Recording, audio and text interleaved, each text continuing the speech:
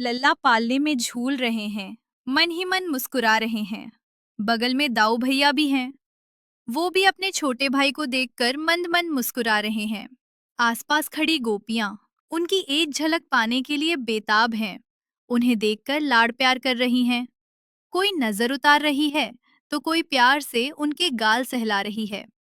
तभी दाऊ भैया मुस्कुराते हुए कहते हैं, कान्हा, लगता है आज कोई आपसे मिलने आ रहा है। कान्हा हल्की सी मुस्कान के साथ उनकी ओर देखते हैं। भैया, मैं भी उसी की प्रतीक्षा कर रहा हूँ। इतना कहकर दोनों भाई एक दूसरे को देखते हैं और फिर धीरे धीरे मुस्कुराने लगते हैं। आज हम बात करेंगे उस दिन की जब कंस ने पूतना को भेजा था कृष्ण को मारने के लिए। वृंदावन की वो सुबह कुछ अलग ही थी।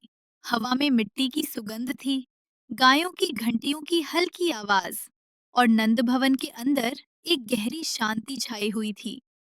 पालने में लेटे हुए थे बाल कान्हा, नन्हे कोमल और चेहरे पर वो दिव्य तेज, जैसे छोटी सी देह में पूरा ब्रह्मांड समा गया हो। उनकी आंखें आधी बंद, होठों पर हल्की सी मुस्कान और माँ यशोदा धीरे धीरे पालना झुला रही थीं। सो जा मेरे लाल, तू तो मेरे प्राणों से भी प्यारा है। उनके स्वर में ममता थी और दिल में एक सुकून। उधर मथुरा के राजमहल में अंधेरा और गुस्सा था। राजा कंस बेचैन था, डर से भरा हुआ। वो आठवां बालक अभी भी जिंदा है। उसने तुरंत बुलाया अपनी सबसे भयानक राक्षसी, पूतना।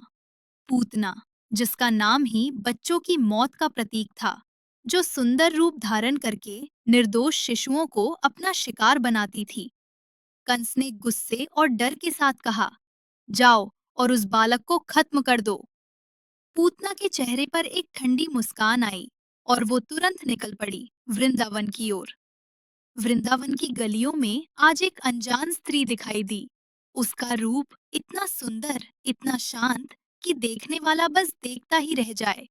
लेकिन उसके साथ चल रही थी एक अजीब सी ठंड, एक सन्नाटा, जैसे प्रकृति खुद कह रही हो, कुछ गलत होने वाला है। वो धीरे धीरे नंद भवन के अंदर पहुंच गई। माँ यशोदा ने उसे देखा और तुरंत उनके मन में श्रद्धा जाग उठी।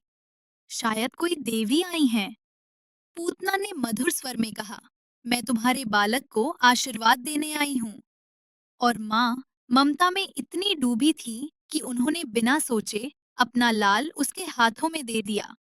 पूतना ने कान्हा को गोद में उठाया। उसका स्पर्श ठंडा था, अजीब था। उसने अपने स्तनों पर लगाए हुए विष को महसूस किया और धीरे से कान्हा को दूध पिलाने लगी। उस पल समय जैसे रुक गया, हवा थम गई, पक्षियों की आवाज बंद हो गई। फिर अचानक कान्हा ने अपनी छोटी सी आंखें खोली और दूध पीना शुरू किया। लेकिन ये कोई सामान्य दूध पीना नहीं था। वो उसकी प्राण शक्ति खींच रहे थे। पूतना के चेहरे पर पहले हैरानी, फिर दर्द और फिर डर। ये ये क्या हो रहा है?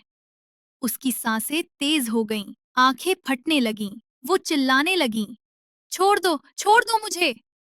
वो कृष्ण को खींचती, अपने स्तन से छुड़ाने की कोशिश करती, लेकिन कृष्ण और भी जोर से पकड़ लेते। वो तड़पते हुए आकाश में उड़ने लगी। बचाओ, बचाओ! चिल्लाती रहीं। उसकी चीखें पूरे वृंदावन में गूंज उठीं और फिर धड़ाम, उसका असली रूप सामने आ गया। एक विशाल, भयानक राक्षसी। वो जमीन पर गिर चुकी थी, निःप्राण। इधर माँ यशोदा, नंद बाबा और सारे गांववासी कान्हा को ढूंढते हुए परेशान हो रहे थे। सब लोग दौड़ते हुए उस जगह पहुंचे जहां पूतना का विशाल शरीर पड़ा था। उसे देखकर सब दंग रह गए। माँ यशोदा डर गईं। तभी उन्हें एक बच्चे की हंसी सुनाई दी। माँ यशोदा दौड़कर वहां पहुंची तो देखा उनका लल्ला पूतना के पास बैठा हंस रहा था। उन्होंने तुरंत कान्हा को गोद में उठा लिया और अपने सीने से लगा लिया। उनकी आंखों में आंसू थे, दिल भावुक हो चुका था। लेकिन जब उन्होंने देखा, उनका लल्ला बिल्कुल सुरक्षित था और मुस्कुरा रहा था, जैसे कुछ हुआ ही ना हो। उस दिन सब समझ गए, ये कोई साधारण बालक नहीं, और सबसे बड़ा चमत्कार, पूतना, जो मौत बनकर आई थी, उसे भी मिल गया मोक्ष, क्योंकि कान्हा ने उसे शत्रु के रूप में नहीं, एक माँ के रूप में स्वीकार किया। और तब से वृंदावन की वो सुबह एक अमर लीला बन गई। जय श्री कृष्ण।